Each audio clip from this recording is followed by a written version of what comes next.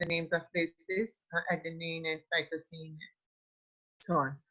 And phosphoric acid is also present. So similarly, we are going to learn about proteins, and protein is a polymer which is composed of different amino acids. So basically, amino acids, which is our topic of today, is the building block of protein. So what are proteins?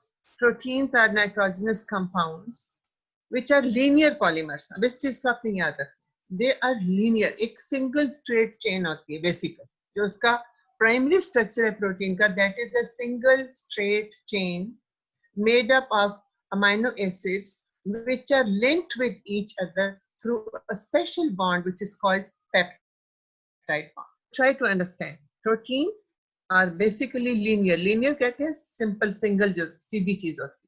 Linear polymers of amino acids. आप समझें कि एक तस्बीह है, उसको आप सीधा रख देते हैं, उसमें मुख्तलिफ जो दाने हैं वो अमाइनो एसिड्स हैं, ठीक है, और पूरी तस्बीह जो है वो एक प्रोटीन है. So these proteins are linear polymers of amino acids which are linked to each other by a special bond called peptide bond. So proteins are most abundant and diverse molecules in living systems. Most abundant and diverse. ठीक है. अब आप इनकी diversity पढ़ेंगे तो आपको बहुत समझ आएगी, मुख्तलिफ जो reactions are taking place in the body, whatever is happening in the body, तो आपको पता चलेगा कि everywhere protein is involved. So protein is made up of amino acids, and what are amino acids? They are building blocks of proteins. In nature, around 300 amino acids have been found. But remember that only 20 amino acids take part in the synthesis of proteins. Only 20 amino acids. 300 are in nature, more than 300. Okay? But only 20 take part in the synthesis of proteins, and these 20 amino acids are called primary amino acids, standard amino acids, or normal amino acids. मुख्तलिफ नाम है इनके, ठीक है. क्या वजह है कि यही 20 सिर्फ बना रहे हैं प्रोटीन को, बाकी 300 में से कोई और क्यों नहीं प्रोटीन बना सकता? The reason is that only these 20 amino acids have genetic codons in our DNA. बस ये याद रखें कि हमारी बॉडी में जो जेनेटिक कोडॉन्स हैं वो सिर्फ इन 20 अमीनो एसिड्स के, दैट इज इट. और आपको पता होगा कि एक कोडॉन जो होता है वो 3 बेसिस से मिलकर बनता है, ठीक है, 3 बेस कोडॉन. अब आपको मैं बताती हूँ whatever are codons, you will be learning about them in detail in your later syllabus, but just to have an overall idea what a genetic codon is. Now you can see this is a table.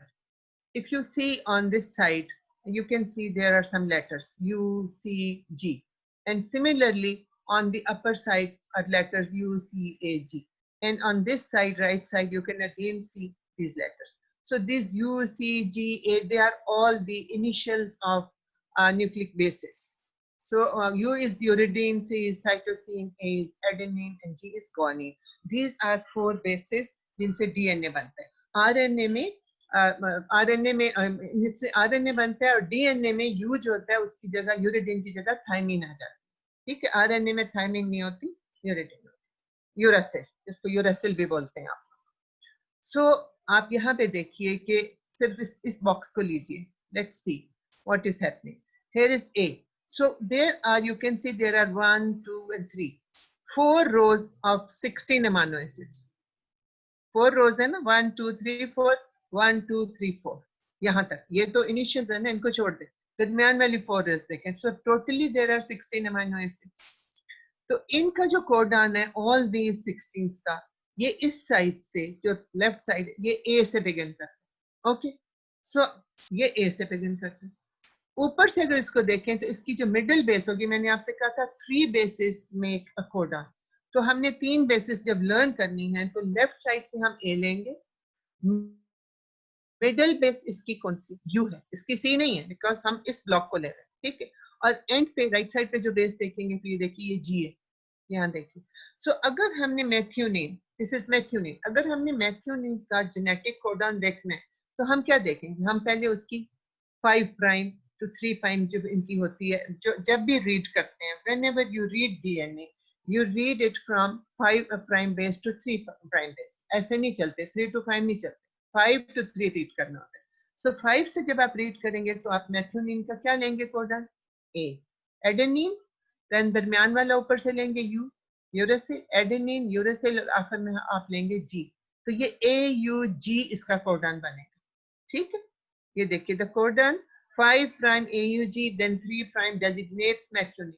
यहाँ तक समझ आ गई है? ये वैसे समझाना मुझे जरूरी नहीं है. This is just to have your idea, that you have an idea, because you will be learning about this in detail. ये सिर्फ आपको मैं बताना चाह रही हूँ कि ये जो अमाइनो एसिड्स हैं 20, सिर्फ ये 20 क्यों प्रोटीन बना रहे हैं? Because they have genetic codons. तो methionine is one of the amino acid. इसी तरह अगर आपने ल्यूसीन का फर्ज करें कोडॉन देखना है तो आप सी लेंगे, CU, और फिर यहाँ से सी लेंगे.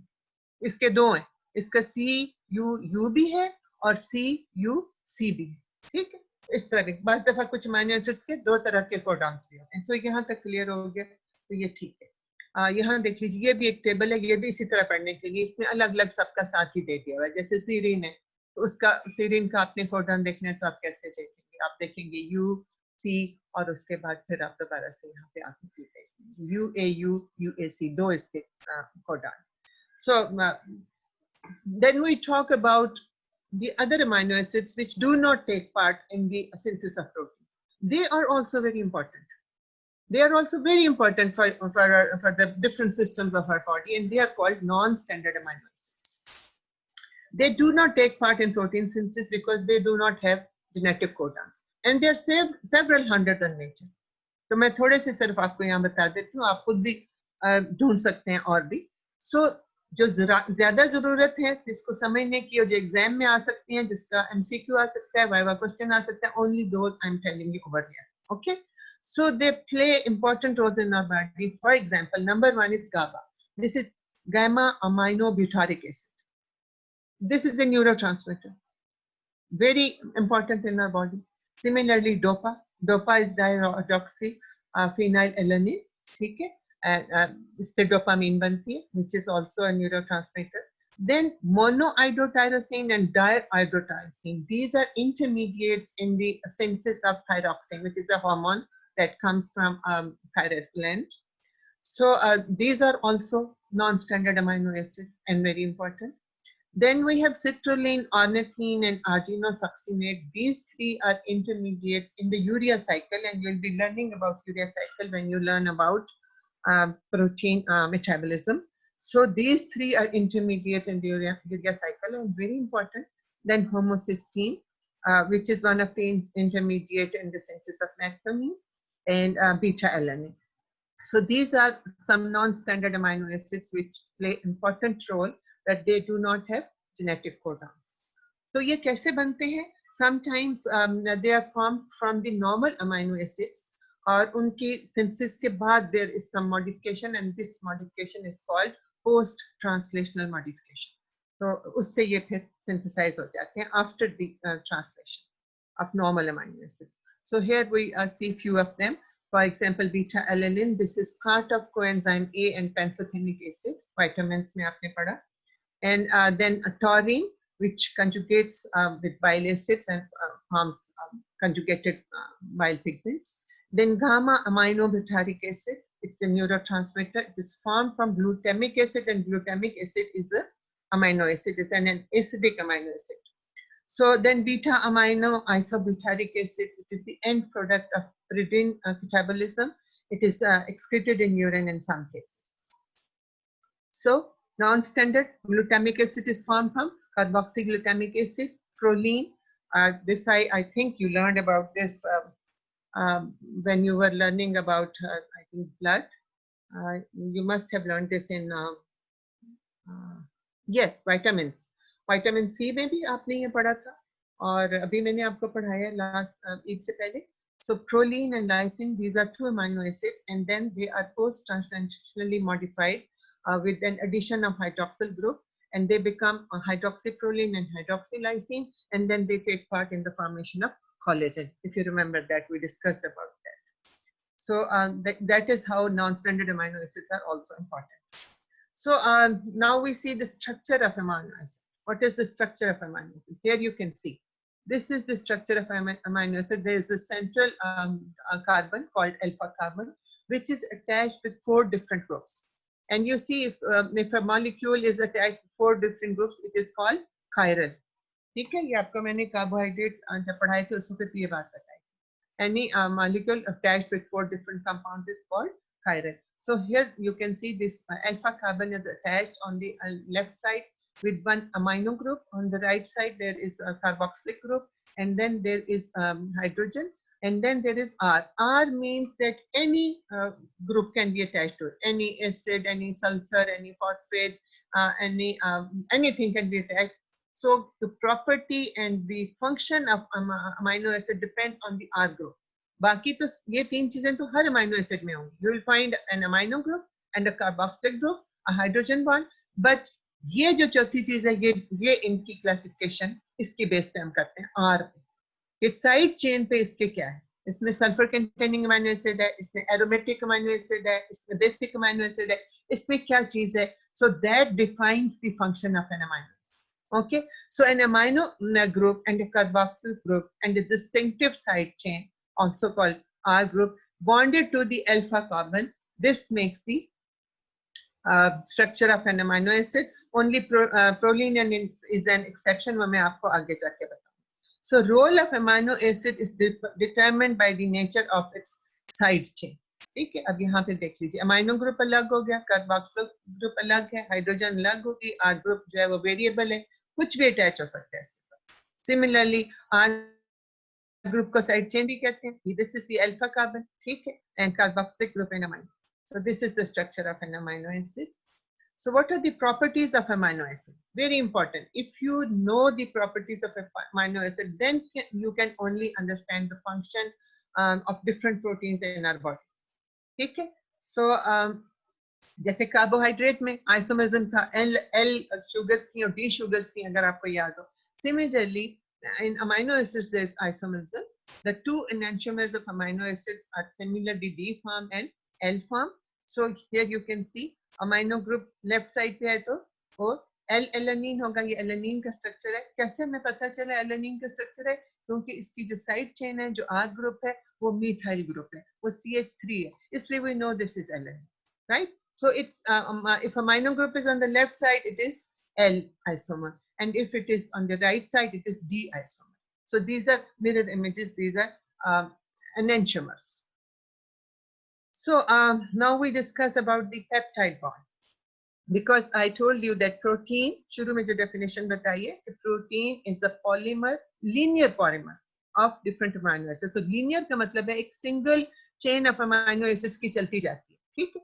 तो वो जो single chain है amino acids की, वो आपस में कैसे attach होता है? एक amino acid दूसरे amino acid के साथ कैसे attach होता है? That is attached through a bond which is called peptide bond. So peptide bond is formed by combining the carboxylic group of one amino acid and the amino group of another amino acid. ये देखिए, carboxylic group of one amino acid and the amino group of another amino acid with the loss of one molecule of water. So ये देखिए, एक molecule water जो है release हुआ, और here you can see the peptide bond is formed. So this is the peptide bond. ठीक है, यहाँ तक समझ आइए बच्चों? बच्चों, हिना, सानिया, मानूर, बाकी लोग की तरह कितने बच्चे हैं? मैंने तो ये देखा ही नहीं कितने. अच्छा, 67 पार्टिसिपेंट्स हैं. ओके, तो यहाँ तक अगर आपको समझ आ गया, that's great. So आपने पेप्टाइड, कुछ चीजें मैं आपको असाइनमेंट दूंगी, क्योंकि इस लेक्चर में मैंने आपको ये कंप्लीट करना है, मुझे 3 लेक्चर्स में. तो आपने पेप्टाइड बॉन्ड की प्रॉपर्टीज पढ़ के आनी है. तो वो मैं अगले लेक्चर में, जो आज ही लेक्चर है आपका सेकंड, उसमें मैं आपसे पूछूंगी, ठीक है? So here it's the partial double bond. तो आपने सिर्फ ये देखना है कि what are the properties of partial double bond. So here you can see one amino acid is valine, the other one is alanine. Now they are going to join together by release of one molecule of water and joining of carboxylic group of valine and amino group of alanine, and now it has become valyl alanine. ये देख लीजिए, ये peptide bond बन गया, ठीक है? अब ये एक लंबी चेन पेप्टाइड बॉन्ड्स की बनी। अब जब पेप्टाइड बॉन्ड बनते हैं तो एंड वाले जो टर्मिनल होते हैं सिर्फ वो आपके पास फ्री ग्रुप होते हैं, दरमियान वाला तो कोई फ्री ग्रुप नहीं है। You can see that. So only terminal side पे एक एंड पे फ्री अमाइनो ग्रुप होगा और दूसरे एंड पे फ्री कार्बोक्सिलिक ग्रुप होगा। तो they can these free groups can only take part in reactions, दरमियान वाले सारे बाइंड हैं। ठीक है, ये देखिए अमाइनो एसिड 1 का कार्बोक्सिलिक ग्रुप, अमाइनो एसिड 2 का अमाइनो ग्रुप, और पेप्टाइड बॉन्ड आपका यहाँ पे बन गया, वाटर रिलीज। ये देखिए water release. Okay, so peptides of more than so peptide bond is one of the property of amino acid। जो मैं आपको प्रॉपर्टीज बता रही हूँ ये खुद आपने काउंट करते जाना, ठीक है। असाइनमेंट जुबानी होगी, मैं खुद पूछूंगी आपसे। पश्तो में पूछते हैं मुझसे फवाद, मुझे क्या पता है क्या लिखा, मैम सा अविदा असाइनमेंट, इसका क्या मतलब है? बस मुझे क्वेश्चन मार्क से पता चले। हाँ, प्रॉपर्टीज ऑफ पेप्टाइड बॉन्ड आप पढ़ लेंगे अभी। अब मेरा लेक्चर सेकंड आपके साथ 10 भी रहे फवाद साहब, ठीक है। सो 10 बजे जो लेक्चर है उसमें हम थोड़ा सा आपसे मैं पूछ लूंगी ना, मुझे बताना। सो पहली प्रॉपर्टी इसकी क्या थी, इसमें आइसोमरिज्म होता है, ठीक है। ये फर्स्ट प्रॉपर्टी थी इसकी जो मैंने आपको बताई है। सेकंड प्रॉपर्टी क्या है कि पेप्टाइड बॉन्ड होता है, that is also one of the property. So peptides of more than 10 amino acids are called polypeptides, यानी 10 अमीनो एसिड जुड़ जाएंगे तो आप कहेंगे ओके जी ये चेन बन गई है पॉलीपेप्टाइड। और उससे भी ज्यादा जब बड़ा हो जाएगा पॉलीपेप्टाइड, काफी सारी चेन्स होंगी तो प्रोटीन्स बनाते, ठीक है। So there are different types of peptides. Dipeptides are important. जो important है बॉडी में मैं आपको बता रही हूँ। डाइपेप्टाइड, कार्निसिन, एनसीरीन, ये आप देखें एनाटॉमी में आपको मिलेंगे, एनाटॉमी में इसका जिक्र है जी। 20 अमीनो एसिड्स के जेनेटिक, क्या लिखा है आपने, 20 अमीनो एसिड्स के genetic organ human genetic organ से मैं, जाहिर है होता ही वो ह्यूमन है ना। हम आपको क्या पढ़ा रहे हैं, मैं तुम्हें वो उसकी दरख्त की वो पढ़ा रही हूँ प्रोटीन है। मैं ह्यूमन प्रोटीन की फातिमा बात कर रही हूँ। 20 amino acids take part in the synthesis of protein, इसलिए ये प्रोटीन सिंथेसिस में इन्वॉल्व होते हैं। जी हाँ जी हाँ, हमारी बॉडी की सारी प्रोटीन्स जो है इसी से बनती हैं, ठीक है। ओके, हंसो मत फजल अकबर। चलो अच्छा सुनो, अब प्रॉपर्टीज इसकी टाइप्स कितनी है डाइपेप इसकी, उस वेक्टर की बाद में बात करेंगे ना बच्चे, अभी तो प्रॉपर्टीज आई नहीं साथ, लगता है पढ़ के आ गए, माशाल्लाह माशाल्लाह, गुड गुड बॉय। ज़ोइटराइन भी बोल रहे हैं। Okay, so types of peptides क्या हैं। डाइपेप्टाइड आप एनाटॉमी में देखिएगा, कार्निसिन और एनसीरीन आपको मिलेंगी, और बायोकेमिस्ट्री में ट्राइपेप्टाइड सबसे ज्यादा जो इंपॉर्टेंट है ग्लूटाथायोन है। And I taught you about glutathione in the vitamin, जब मैंने आपको विटामिन सी अभी पढ़ाया है तो मैंने उसमें आपको बताया था कि ग्लूटाथायोन, जब विटामिन ई पढ़ाया था, और मैंने आपको बताया था कि ये जो फ्री रेडिकल्स होते हैं वो किस तरह डिस्ट्रॉय होते हैं और उसमें ग्लूटाथायोन का क्या रोल है। सो इनके जो नाम दिए जाते हैं ना, इतना याद रखिए, आपके लिए इतना याद रखना जरूरी है कि जो पेप्टाइड का नाम होता है ये नंबर ऑफ बॉन्ड्स के ऊपर नहीं होता, ये number of amino acids involve के ऊपर होता है। सो डाइपेप्टाइड का ये मतलब नहीं है कि उसके अंदर 2 पेप्टाइड बॉन्ड है, उसका मतलब है इसके अंदर 2 अमीनो एसिड, ठीक है। तो ये डाइपेप्टाइड है। तो इसी तरह ग्लूटाथायोन का मतलब क्या है कि इसके अंदर 2 पेप्टाइड बॉन्ड है और 3 अमीनो एसिड। इसकी जो नोमेनक्लेचर है वो नंबर ऑफ अमीनो एसिड पे इसको रखा है। Do you understand that? Fazal, Saad, Fatima, ये थोड़े से लोग मुझे नजर आ रहे होते हैं मेरे चैट बॉक्स में, ठीक है। सो ओके गुड, समझ आ गई, ठीक है।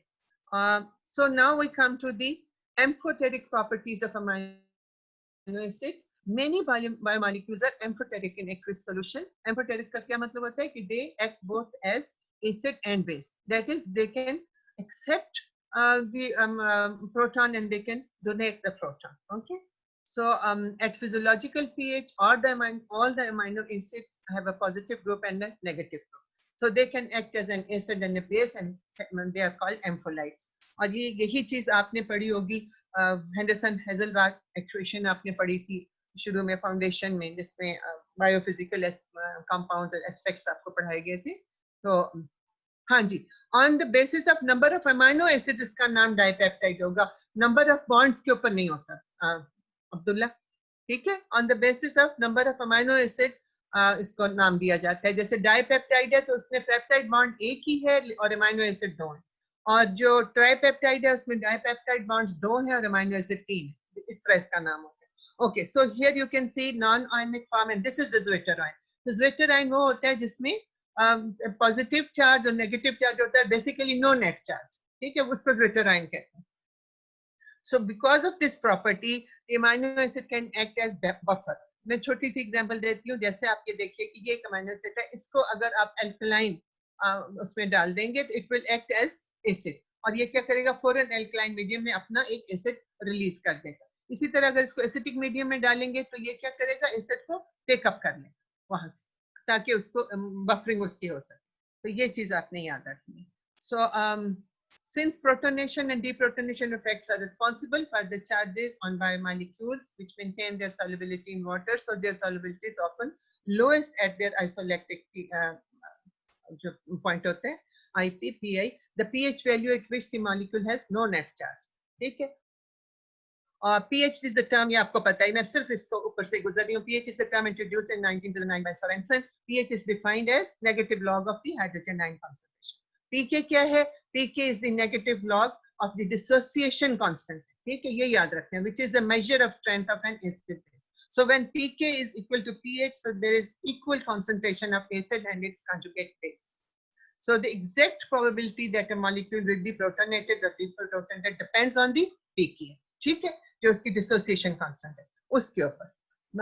हाँ दोनों जिस वक्त ये उसमें होंगे ना, तो उस वक्त इनके ऊपर एसिडिक चार्ज भी होगा और बेसिक चार्ज भी होगा. अब इंपॉर्टेंस क्या है इसकी, कि इन प्रॉपर्टीज की वजह से we can separate the plasma proteins by charge. ठीक है, नेगेटिवली चार्ज एक तरफ को चल पड़ती हैं, पॉजिटिवली चार्ज दूसरे इलेक्ट्रोड की तरफ चल पड़ती हैं, और हम इनकी सेपरेशन कर लेते हैं. फिर इसी तरह ये एक टाइट्रेशन कर्व है, ये आपने कर ली हुई है. ये सिर्फ ये देखना होता है कि किस पॉइंट पे आके इसने बफरिंग की है. ठीक है, एक वीक ऐसे टाइट्रेशन कर्व. ठीक है, और इंटरप्रेट करना इसका जो है मिड पॉइंट आप ढूंढ लेते हैं, इक्विवेलेंट पॉइंट देख लेते हैं. ये सारी चीजें इसकी प्रॉपर्टीज. ठीक है, so we are done with properties, because मैंने अब इसकी क्लासिफिकेशन कंप्लीट करनी है. अगर कोई क्वेश्चन हुआ तो आप उसको खुद भी पढ़ लीजिएगा और मुझसे भी पूछ लीजिएगा. Okay, we start with the classification of standard amino acids. So the 20 primary protein amino acids can be classified on several bases. So एक classification नहीं है. Look at the screen. Look here. They can be classified on the basis of the nutrition, structure, polarity, charge, and their metabolic rate. ठीक है, तो इसी हिसाब से हम चलते हैं. सबसे पहले हम न्यूट्रिशनली देखते हैं कि nutritional amino acids are of two types, essential and non essential. Essential वो चीज होती है which cannot be synthesized in our body. So therefore we have to take that those amino acids in our diet, so they are essential, not synthesized in the body. ठीक है, और non essentials कौन से हैं? These amino acids are synthesized in the body by different metabolic pathways. So here you can see essential amino acids: leucine, isoleucine, valine, methionine, threonine, phenylalanine, tryptophan, lysine, and partially essential arginine and histidine. Okay, यहाँ आप देखिए, ये आपने रट लेना है, याद कर लेना है. ये हम अपने बच्चों के लिए एक न्यूमोनिक मैंने बनाया हुआ था पहले, पीटीवी टिम हॉल, पीटीवी पाकिस्तान टेलीविजन. ठीक है, और टिम हॉल किसी का नाम है, टिम हॉल, याद रखिए. सो पी से फिनाइल एलेनिन, टी से ट्रिप्टोफैन, वी से वेलिन, फिर दूसरा टी आएगा तो थ्रियोनिन, आई टिम का जो आई है आइसोल्यूसिन, एम मैथ्योनिन, हॉल का एच हिस्टिडीन, ए आर्जिनिन, पहला एल ल्यूसिन एंड दूसरा L lysine. That is how you can remember these 10 amino acids. So ये नहीं भूलना. You can take my slides. So these are the this is the mnemonic for remembering the essential amino acids. Okay? क्यों चीमा पसंद आया? PTV Tim Hall. Okay? So just remember PTV Tim Hall and you will remember the names. So non-standard amino acids do not take part, non-essentials, sorry. Non-essential amino acids are synthesized in the body by different metabolic pathways. They are not essential. Glycine, alanine, cysteine, tyrosine, aspartic acid, glutamic acid, asparagine, glutamine, proline, and serine. So now this is the metabolic rate. This classification, which is the glucogenic and ketogenic amino acid, basically this is the metabolic rate. कि इनकी metabolic rate कहाँ है? ये कहाँ पे end up करते हैं? क्या ये ग्लूकोज के पाथवे में एंड करते हैं जाके, या ये कीटो लिपिड पाथवे के अंदर चले जाते हैं? So here you can C glucogenic और एलेनिन, बहुत सारे ग्लूकोजेनिक है, थोड़े से कीटोजेनिक है, ओनली 2, ल्यूसीन एंड लाइसिन, और बाकी जो है पार्टली ग्लूको और पार्टली कीटो है, isoleucine, phenylalanine, tryptophan and tyrosine. और ये सारे बाकी जो rest of all of them है, इन सबको याद कर लें कि ये कहाँ पे है। कीटोजेनिक तो बहुत ही आसान है याद करने, ल्यूसीन एंड लाइसिन, और 4 ये जो है पार्टली है, तो बाकी सारे जो होंगे वो सारे ग्लूकोजेनिक होंगे, फिर मुश्किल नहीं। Now we come to the main proper classification of amino acids. So we classify the amino acid by the base of the structure of R, कि कौन सा side chain पे group है, and that defines the function of different amino acids. ठीक है? So मैं आपके question का पहले जवाब दे दूं, आप साथ साथ क्वेश्चन पूछते हैं। Ma'am peptide bond is अनचार्ज but polar, how, के बाद में बताएंगे, आपने पढ़ के आना है। ठीक है, अभी क्लासिफिकेशन देखें कि साइड चेन में आर कितने टाइप्स का हो सकता है। द साइड चेन का जो आर का ग्रुप है, that can be non polar, that can be polar, aromatic, acidic, basic, sulphur containing, और यही सारे डिपेंड करते हैं इसके ऊपर डिपेंड करता है प्रॉपर्टी ऑफ द प्रोटीन। अगर किसी प्रोटीन के अंदर सारे बेसिक हैं तो वो फिर कहाँ पे एक्ट करेगी, उस हिसाब से एक्ट करेगी। एसिडिक ग्रुप ज्यादा है तो वो एसिडिक होगी, सल्फर कंटेनिंग है तो वो डीएनए में और मुख्तलिफ जगहों पे जा जाके काम करेगी। अभी हम देखते हैं, यहाँ देखिए, these are uncharged polar side chains. Now forget about the amino group and the carboxyl group, वो तो मेन है, just concentrate on the R group. अब आर ग्रुप में आप देखें अनचार्ज है मगर पोलर है। ठीक है, ये देखिए टायरोसिन, टायरोसिन में एक रिंग स्ट्रक्चर है। फिर इसी में एस्पैराजीन में आप देखिए, सिस्टीन देखिए, ग्लूटामिन देखिए, ये इनमें से 2-3 आप सीरीन याद रख लें, थ्यूरिन याद रख लें, tyrosine. You don't have to remember the structures, वो नहीं आपको, वो मेमोराइज नहीं करने, वो आपने कहीं दोबारा से रिप्रोड्यूस नहीं करने, आपने सिर्फ ये देखने कि ये अनचार्ज्ड है और पोलर है। यहाँ पे देखिए, so hydrophilic and hydrophobic. Hydrophilic polar भी है और नॉन पोलर भी है। ठीक है, इसी ये देखिए hydrophobic, hydrophobic polar and hydrophobic non polar. ये arginine, so aspartic acid, asparagine, cysteine, glutamic acid and glutamine, they are hydrophilic and polar. ठीक है, उसके बाद जो हाइड्रोफोबिक नॉन पोलर है वो एलानिन, आइसोल्यूसिन, ल्यूसिन, मेथियोनिन और फिनाइलएलानिन।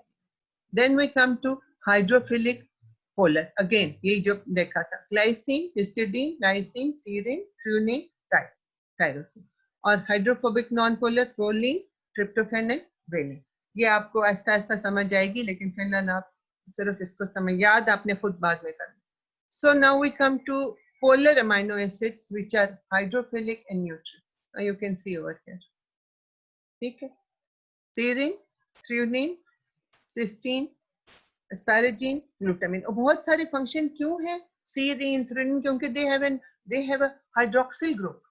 ये देखिए इनके अंदर हाइड्रोक्सिल ग्रुप है, थ्रेओनीन के और सेरीन के अंदर। इसकी वजह से बहुत सारे रिएक्शंस जो होते हैं बहुत जगहों पे ये ज्वाइन करता है सीरीन के थ्रू, थ्रेओनीन के थ्रू प्रोटीन जो है वो अपने फंक्शंस कर रही होती है। ठीक है, और सिस्टीन में देखें sulfhydryl group, which is a sulphur containing amino acid. तो फिलहाल तो हम वो सल्फर कंटेनिंग की इसको उसमें नहीं डाल रहे, अभी हम बात कर रहे हैं पोलर अमाइनो एसिड की। तो अभी इसकी पोलैरिटी की बेसिस पे इसका नाम यहाँ भी आ रहा है और इसका नाम सल्फर कंटेनिंग अमाइनो एसिड्स में भी आएगा। ठीक है, सो यहाँ पे आप देखिए पोलर। फिर नॉन पोलर अब हम देखते हैं, non polars are hydrophobic, neutral, aliphatic. आप यहाँ देखें glycine, alanine, valine. Can you see the difference? सब एक तरह के हैं, कौन सा डिफरेंट है इन सब में? Can you see proline is different. ये देखिए सारों का रिंग स्ट्रक्चर नहीं है, सिर्फ इसका। सो प्रोलीन इज डिफरेंट, इसका एक इम्यूनो ग्रुप अलग से बन जाता है यहाँ। ये देखिए इसका एक आर ग्रुप जो है उसमें इम्यूनो ग्रुप है, तो इसका प्रोलीन इज डिफरेंट। मैं आपको आगे बताती हूँ। ये देखिए proline is an immuno acid, इसको इसीलिए अमाइनो एसिड नहीं बोलते, इम्यूनो एसिड कहते हैं, because it has 5 member rigid ring structure which is a secondary amine. दोबारा दिखाती हूँ, ये देखिए सेकेंडरी अमीन। ठीक है, इसलिए इसको, और ये आपको अब समझ आएगी जब हम सेकेंडरी, टर्शनरी एंड क्वाटरनरी स्ट्रक्चर पढ़ेंगे प्रोटीन का, तो वहां पे आपको प्रोलीन का समझ में आएगी कि प्रोलीन अपने स्ट्रक्चर की वजह से कैसे फंक्शन करता है स्ट्रक्चर में। Now we come to aromatic amino acid. Aromatic amino acid देखिए, because they have the ring structure, so they are bulky, they are neutral, their polarity depends उनकी आपके अंदर और क्या क्या है इसके अंदर, उस पे polarity depend करती है। Then we come to acid and basic amino acid। अब जो एसिडिक अमीनो एसिड है, पहले तो एक नॉर्मली अमीनो एसिड के अंदर कार्बोक्सिलिक ग्रुप है, मगर इनके अंदर एक एक्स्ट्रा कार्बोक्सिलिक ग्रुप है, ये देखिए, दैट मेक्स इट एसिडिक। ठीक है, नॉर्मल तो हर अमीनो एसिड के अंदर एक कार्बोक्सिलिक एक अमीनो है, लेकिन इनका extra जो carboxylic group है, that makes them acidic because their R group contains carboxylic acid, so they can function as proton donors. They can donate protons because they are acidic in nature and they are negatively charged, तो heavily negatively, क्योंकि ये भी negative है, फिर इनके पास extra एक negative आ गया तो ये negatively charged। Then we come to basic amino acids। You can see over here they have extra amino group, ये देखिए, ठीक है, lysine, arginine and histidine, they are called basic amino acids because they have extra basic group in their structure, and so they are proton acceptors, they can accept hydrogen ions, they are positively charged। Then we come to sulfur containing amino acids। ये अभी तक R group वाली classification चल रही है, ठीक है, सबसे पहले हमने कौन सी की थी, एसेंशियल न्यूट्रिशनली वाली की थी, उसके बाद अब हम कर रहे हैं R group। और आप देखिए सल्फर कंटेनिंग अमीनो एसिड्स जो हैं, they are 3 sulphur containing amino acids, methionine, cysteine and cystine. तो बेसिकली जो सिस्टाइन होता है, ये कैसे बनता है, ये 2 cysteines join together through their sulphur containing groups and they form one compound which is cystine. ठीक है, डाइसल्फाइड बॉन्ड बन गया, यहाँ देखिए disulphide bond you can see over. So these disulfide bonds, they are formed from oxidation of cysteine residues। देखिए oxidation हो गई है, हाइड्रोजन आयन इनके 2 बाहर निकल गए, 2 इलेक्ट्रॉन्स इसके निकल गए, और ये देखिए ये खाली सल्फर रह गया बीच में, उसके दोनों H जो है वो रिलीज हो गए। Now this is cysteine, this is disulphide bond, और ये डीएनए की फॉर्मेशन के वक्त बहुत काम आते हैं। So now we come to the end of the classification। You can see here classification of amino acids, क्या क्या था उसका, स्ट्रक्चर बेस्ड पे थी, स्ट्रक्चर बेस्ड पे कौन कौन सी थी, एलिफेटिक है, एरोमेटिक है, हाइड्रोक्सिल ग्रुप कंटेनिंग है, सल्फर ग्रुप कंटेनिंग है, चार्ज की बेसिस पे है, पोलैरिटी की बेसिस पे नॉन पोलर है, पोलर है, अनचार्ज है, चार्ज है, और चार्ज में एसिडिक और बेसिक। फिर मैंने आपको न्यूट्रिशनल क्लासिफिकेशन बताई थी, एसेंशियल है एंड नॉन एसेंशियल है। देन मैंने आपको मेटाबॉलिक फेट की क्लासिफिकेशन बताई है कि कीटोजेनिक है और ग्लूकोजेनिक। ठीक है, आप बताइए यहाँ तक समझ आ गई है? We start with the classification of proteins। ठीक है, ओके ओके गुड। सो वही ओके, ठीक है। अब आपने अगले लेक्चर से पहले पेप्टाइड बॉन्ड का पढ़ के आना है, ठीक है, कि पेप्टाइड बॉन्ड जो है उसकी प्रॉपर्टीज क्या है, तो वो उसमें फिर आपको पता चल जाएगा कि उस पर चार्ज होने से ना होने से क्या फर्क पड़ता है। असल में जो पेप्टाइड बॉन्ड होता है ना, वो बहुत रिजिड होता है, उसमें मूवमेंट नहीं होती। बाकी जो अल्फा कार्बन के बॉन्ड्स है ना, वो मूवमेंट करते हैं और वो उनके ऊपर चार्ज होता है। और उस चार्ज, ये आपके सवाल का जवाब है जो आप पहले पूछते थे, पता नहीं अब्दुल्ला ने किसी ने पूछा था, तो थोड़ा सा मैं बता देती हूँ कि ये तो पेप्टाइड बॉन्ड है, ये तो बहुत रिजिड किस्म का बॉन्ड होता है। पार्शियल डबल बॉन्ड की इसकी सारी प्रॉपर्टीज होती है, छोटा सा, थोड़ा छोटा होता है, डबल जो नॉर्मल डबल बॉन्ड है उससे छोटा होता है, लेकिन ये कि रिजिड होता है और इसकी मूवमेंट नहीं होती। मूवमेंट कहाँ पे होती है? जो बाकी बॉन्ड अल्फा कार्बन के बने हुए, कार्बोक्सिलिक ग्रुप का जो, या अमीनो ग्रुप का बॉन्ड है, या हाइड्रोजन का बॉन्ड है, या आर ग्रुप का बॉन्ड है, उनके साथ मूवमेंट होती है। ये जो पार्शियल बॉन्ड है, ये तो बड़ा रिजिड होता है। ये अभी आपको इंशाल्लाह समझ आ जाएगी, don't worry. So we come to the classification of proteins. अच्छा मुनीबा खान, ठीक है, समझ आइए, okay. So proteins can be classified on several bases। ठीक है, इसके भी several bases हैं इसकी classification के। So number 1 is chemical composition or its structure, then its shape, then its biological function, then its nutritional value। ठीक है, इसकी भी अपनी classifications काफी लंबी चलती है। So we start with the classification of proteins based on physiochemical properties of proteins. So proteins may belong to one of three types. जो आपकी मुश्ताक है उसमें ये three types आपको लिखी हुई मिलेंगी. Simple proteins, compound proteins and derived proteins. ठीक है, ये तीन. So जो simple proteins हैं, they have only amino acids. ठीक है, उनके अंदर और कोई चीज आपको नहीं मिलेगी. जैसे सीरम एल्ब्यूमिन है, ग्लोबुलिन्स हैं, क्रोलामिन्स हैं, स्क्लेरोप्रोटीन्स हैं, they are all made up of only of amino acids, nothing else, right? So if you hydrolyze them, you'll get amino acids. But the compound proteins, which are also called conjugated proteins, they have other non-protein parts apart from amino acids. Amino acids तो होते ही होते हैं, लेकिन they have non-protein part also, which is called prosthetic group. For example, जो egg albumin है, जिसे avidin भी बोलते हैं, ठीक है? This is a glycoprotein which has carbohydrate residues also. So that is why it is a conjugated protein. Similarly, casein जो है ये phosphoprotein है, ठीक है? और इसमें phosphate group है. That is why it becomes conjugated protein apart from amino acids. Then hemoglobin, you have already studied blood and you know that globin is the protein part and heme is the prosthetic group, right? So it has a perforin ring. So this is hemoglobin. It is a conjugated protein. So first we discuss the simple proteins. So on hydrolysis, these proteins yield only amino acids or the derivatives of amino acids. For example, the names of these simple proteins are albumins. आपने पढ़ा है albumins blood के अंदर है, globulins हैं, globins, prolamines, protamines, and then albuminides. You have already learned about collagen and elastin and keratin. And we start with albumin. So albumin is water soluble. It is coagulated by heat. ये तो अपनी protein के इंशाल्लाह practical अल्लाह ताला हमें आसानियां दे तो हम आपको प्रोटीन के प्रैक्टिकल कराएं, लेकिन मैं आपको प्रैक्टिकल आप ना भी करेंगे, इतने सिंपल प्रैक्टिकल हैं कि आप पढ़ के भी इनको समझ सकते हैं और घर में भी आपको इस चीज की समझ आ सकती है. फॉर एग्जांपल देखिए, आपने अंडा लिया, ठीक है? आप एक अंडे को थोड़ा सा एक छोटा सा सुराख कर दें, ठीक है? और उसको पानी में डाल दें तो आप, या कभी आपने अंडा बॉईल करना हो तो आपका अंडा टूट जाए तो आप देखते हैं कि वो जो सफेदी होती है वो बाहर निकल के तो मोटी सी हो जाती है. ये तो आपने नोट किया होगा ना.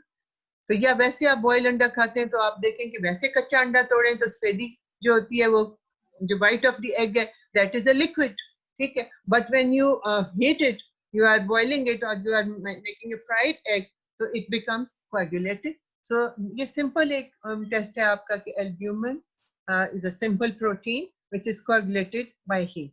So all the जो proteins हैं they are all denatured. Nature change हो गई ना उसकी. देखिए आपने उसको जब अंडे को बॉईल किया, उसका जो व्हाइट ऑफ एग था वो लिक्विड था, वो अब हार्ड हो गया. सो इट हैज डीनेचर्ड, इसकी नेचर चेंज हो गई है. So जितनी proteins हैं, they are denatured by heat, they are denatured by acids, by X-rays, by ultraviolet lights. तो इसीलिए जो है आपके जो enzymes हैं वो एक certain optimal temperature पे काम कर सकते हैं. And enzymes are also protein in nature. तो ये याद रखिए कि अपने आपकी बॉडी के लिए बॉडी का pH मेंटेन करना क्यों जरूरी है. आपने एसिड बेस पढ़ा, आपको समझ आनी चाहिए आप इस बात की कि बॉडी का पीएच मेंटेन करना कितना जरूरी है for the working of these all the biomolecules of the body which act on a certain temperature, right? So proteins also act on certain optimal temperature. ज्यादा करेंगे टेम्परेचर तो वो डीनेचर हो जाएंगे. इसी तरह हीट या एसिड ज्यादा करेंगे, पीएच ज्यादा कम करेंगे, उसमें भी डीनेचर हो जाएंगे. So albumin is water soluble, coagulated by heat, ठीक है? और the extent of heat is determined by nature of the albumin protein. कोई ज्यादा देर लगाती है, कोई कम देर लगाती है. इसी तरह pH भी मेंटेन करना जरूरी है. So this is if you want to precipitate albumin, तो आप you put it into ammonium sulfate, तो 100% ammonium sulfate पे ये precipitate होते हैं. Some albumins are glycoproteins, that is they also are attached with carbohydrates. So वो अलग attachment है, इसके स्ट्रक्चर के अंदर नहीं वो होता, वो वैसे इसकी सेकेंडरी अटैचमेंट है. So these albumins are found both in animals. In ova albumin, आपका जो egg protein है, left albumin जो milk protein है, फिर सीरम एल्ब्यूमिन आपकी ब्लड के अंदर होती है, और प्लांट्स जो एल्ब्यूमिन होती है उसको लेग्यूमिलिन बोलते हैं, ठीक है।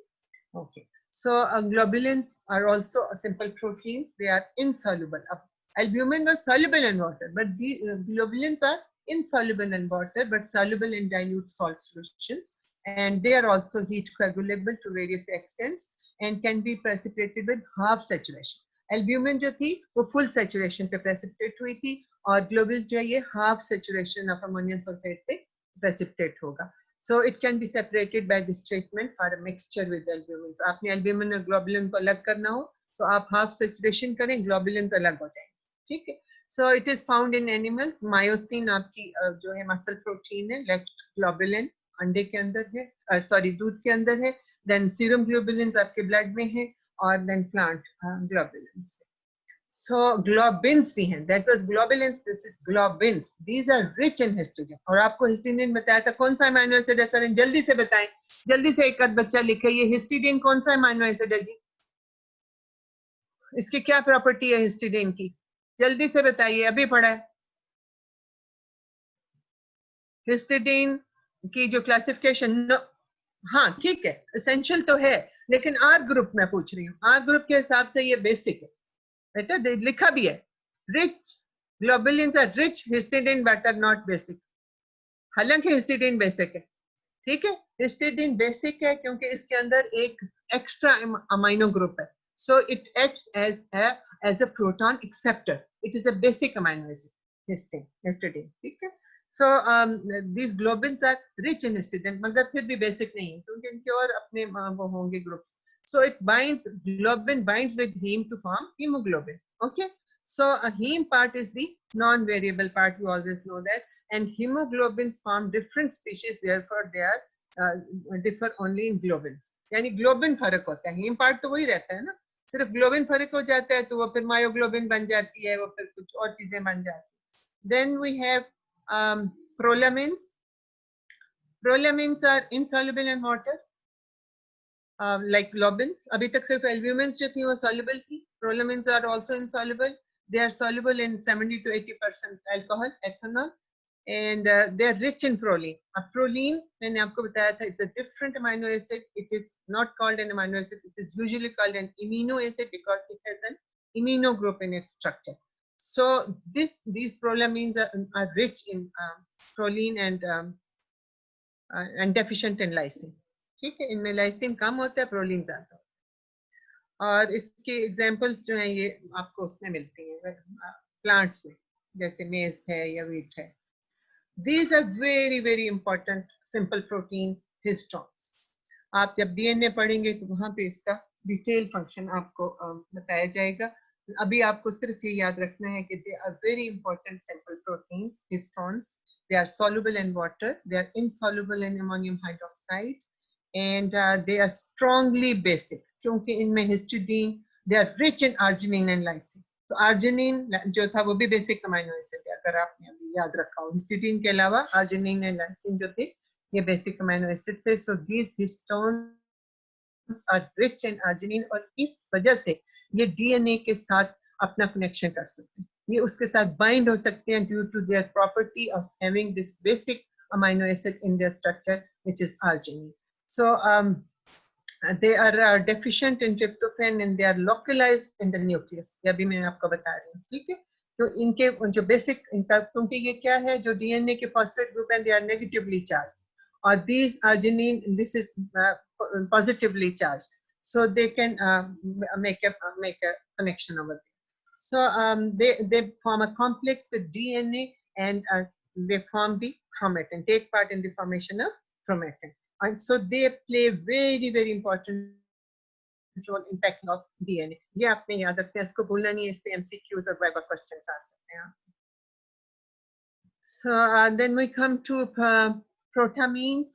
Protamines जो हैं, they are soluble in water. They are present in sperm cells.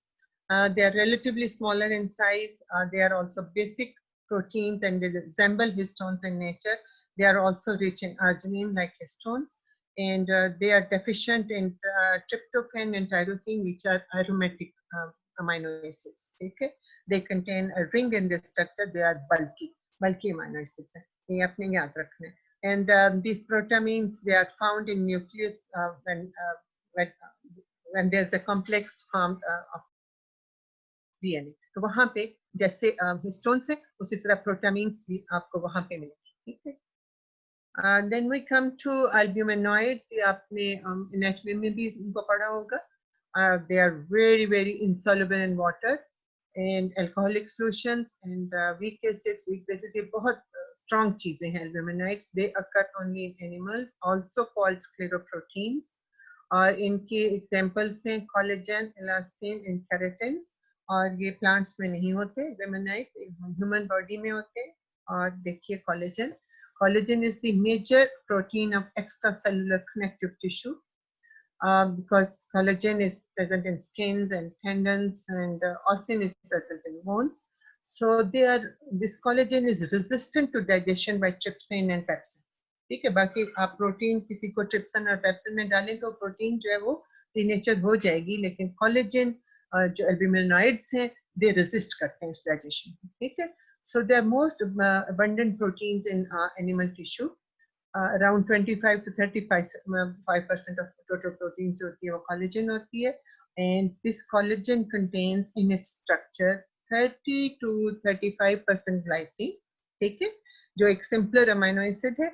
And 25% proline and hydroxyproline. Also contains hydroxylysine. ये मैंने आपको बताया था कि proline and lysine are post-translationally modified by attaching a hydroxyl group in their structure, and proline is converted to hydroxyproline and lysine is converted to hydroxylysine, and then in this form they take part in the synthesis of collagen and the formation of the triple helix of the जो interlinkages बननी है triple helix की collagen की, उसमें they take part. So they also lack in tryptophan and they are also lacking tyrosine. So collagen is produced within mesenchymal cells. जैसे fibroblasts हैं in the form of पहले ये pre-collagen होती है, then it is converted to pro-collagen by hydroxylation of proline and lysine, and then 3 strands of collagen are formed in the form of triple helix, which finally results in increased strength of this fibrous protein. Tensile strength इसकी हो जाती है, and collagen molecule is highly stretchable. इतना वो उसकी strength इतनी tensile होती है. So leather जो है it is almost pure collagen. आप यहाँ पे देखिए, here you can see collagen. So this is the example of albuminides, and this is the example of quaternary structure of protein जो हम बाद में पढ़ेंगे. This is hemoglobin, जिसमें 4 chains होती हैं, 2 अल्फा 2 बीटा, ये आपने पढ़नी थी. और सेंटर में आयरन भी होता है और हीम भी होता है, और ये इसकी 2 अल्फा chains हैं और 2 फिर बीटा chains हैं. So but we are concerned with collagen. You can see the triple helix and the interlinkages of collagen fiber.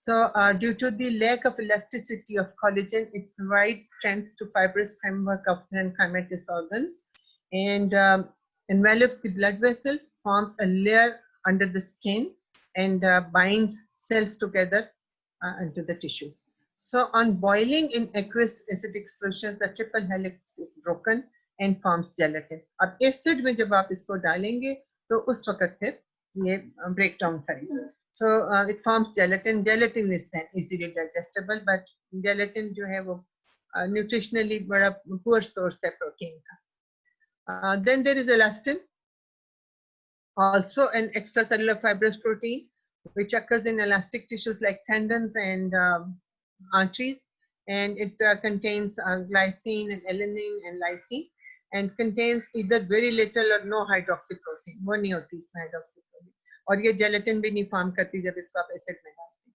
So elastic tissues contain a mixture of collagen and elastin and elastomycin, which is a glycoprotein. So keratin is found in animal skin, nails, fawns, hoof. ये हमारे जितने हमारे बाल हैं, हमारे nails हैं या animals की चीजें हैं, wool हैं, feathers हैं, सब के अंदर keratin होता है. Unlike collagen and elastin, it is an intracellular protein. Extracellular नहीं है, intracellular protein है. It is formed by polymerization of free keratin, and इसमें cysteine का content सबसे ज्यादा है, and it forms extensive cross linkages which result in its final strength and it's chemical resistance. तो यहाँ तक आज हम कर लेते हैं। इस लेक्चर में, अगले लेक्चर से हम प्रोटीन की क्लासिफिकेशन को जारी रखेंगे। और आपको जो मैंने असाइनमेंट दी है वो मैंने क्या दिया कि आपने पेप्टाइड बॉन्ड की प्रॉपर्टीज पढ़ के मुझे बतानी है कि ठीक है। ओके, 4 मिनट रहते हैं। Thank you so much. 10 बजे पूरे इंशाल्लाह फिर दोबारा से हम लेक्चर शुरू करेंगे। ओके, अल्लाह हाफिज। Any question? अभी कोई क्वेश्चन तो नहीं है?